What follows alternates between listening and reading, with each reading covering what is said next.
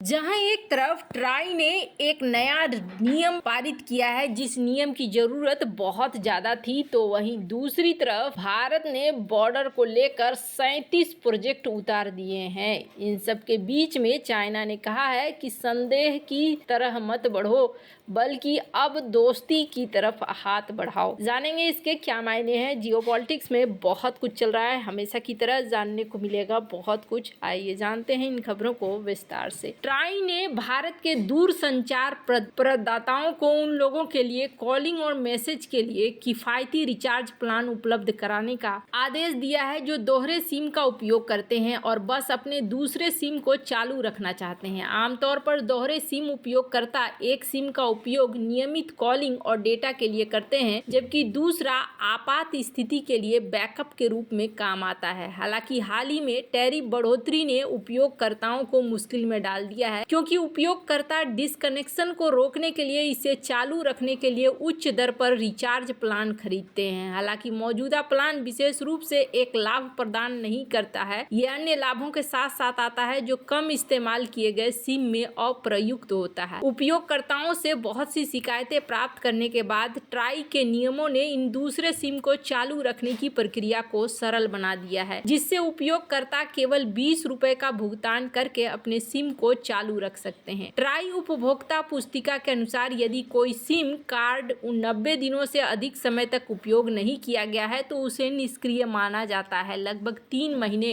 अगर कोई सिम निष्क्रिय रहता है, यानी 90 दिनों तक उस पर कोई इनकमिंग या आउटगोइंग कॉल या मैसेज, डेटा सेशन या वैल्यू एडेड सर्विस नहीं आती है, तो उसे निष्क्रिय कर दिया जाता है। लेकिन आपके पास अगर प्रीपेड प्लान है तो आपके नंबर में 20 रुपए बैलेंस है तो सिम के एक्टिवेशन को 30 दिनों के लिए बढ़ाने के लिए उस राशि को काट लिया जाएगा। अगर बैलेंस कम है तो सिम निष्क्रिय हो जाएगा, जिससे कॉल करना या रिसीव करना या इंटरनेट एक्सेस करना असंभव हो जाएगा। निष्क्रिय होने के बाद सिम से जुड़ा नंबर नए उपयोगकर्ताओं के लिए उपलब्ध हो जाएगा। आपको बता दें, अगर सिम 90 दिनों तक इस्तेमाल नहीं होता है तो भी टेलीकॉम ऑपरेटर सिम को फिर से सक्रिय करने के लिए 15 दिनों की छूट अवधि देते हैं। इस दौरान उपयोगकर्ता अपने सिम को तुरंत फिर से सक्रिय करने में सहायता के लिए ग्राहक सेवा से संपर्क कर सकते हैं और कंपनी के स्टोर पर जा सकते हैं। दूसरी खबर, सरकार द्वारा हाल ही में इंट्रा सर्किल रोमिंग सुविधा शुरू की गई है। इस सुविधा में डिजिटल भारत निधि द्वारा वित्त पोषित 4G मोबाइल टावरों को प्रदर्शित किया गया है, जिससे किसी भी नेटवर्क के ग्राहक एक ही डीबीएन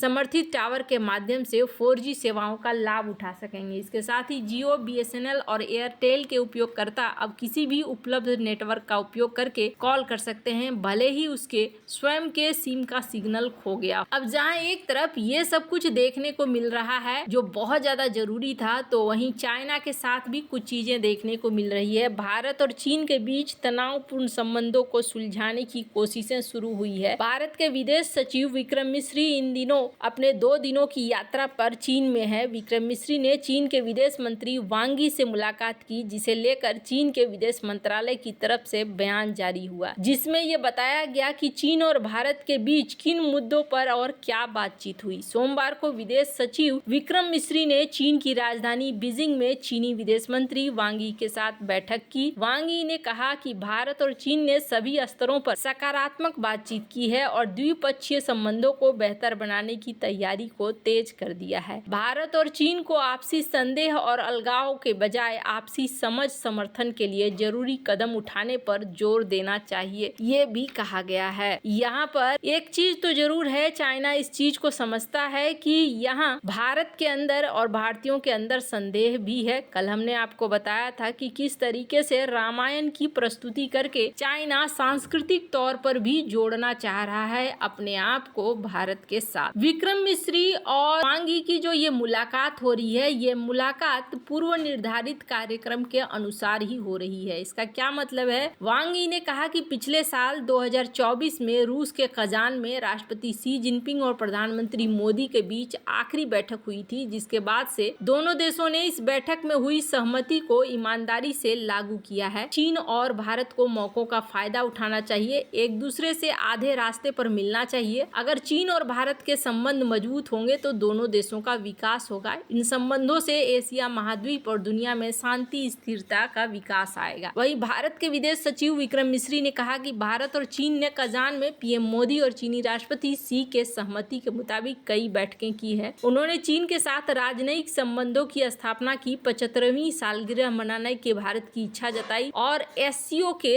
अध्यक्ष के तौर पर चीन का समर्थन करने को कहा। विक्रम मिस्री के इस यात्रा को लेकर पहले भारत के विदेश मंत्रालय ने कहा था, भारत और चीन के बीच हो रही इस बैठक से भारत चीन संबंधों के लिए अगले कदमों पर चर्चा होगी। इस चर्चा में वीजा और सीधे हवाई संपर्क, कैलाश मानसरोवर यात्रा को लेकर भी बात की जाएगी। भारत और चीन ने अक्टूबर 2024 में वास्तविक नियंत्रण रेखा यानी एलएसी पर 2 टकराव बिंदुओं देप्सांग मैदानों और डेमचौक में गश्त को लेकर समझौता किया था, जिसके बाद भारत और चीन संबंधों में नरमी आने के संकेत मिले थे। खैर, दोनों देशों के बीच यहाँ पर जहाँ देखने को मिल रहा है कि थोड़ा समन्वय हो रहा है, तो वहीं दूसरी तरफ ऐसा नहीं है कि भारत यहाँ शांत रह गया है, बल्कि भारत ने बॉर्डर इलाकों के लिए 37 प्रोजेक्ट की घोषणा करी है। भारत की हेल्थ मिनिस्ट्री ने ये घोषणा करी है। वहीं दूसरी तरफ अब भारत डैम के बदले डैम परियोजना पर चल रहा है। जिस तरीके से चाइना यहाँ बना रहा है 60,000 मेगावाट कैपेसिटी वाला एक बड़ा डैम, बहुत बड़ा डैम बना रहा है, जिसमें खर्च करीब आने वाला है 127 बिलियन डॉलर का। तो वहीं भारत ने भी यहाँ पर प्लान कर लिया है और अब भारत भी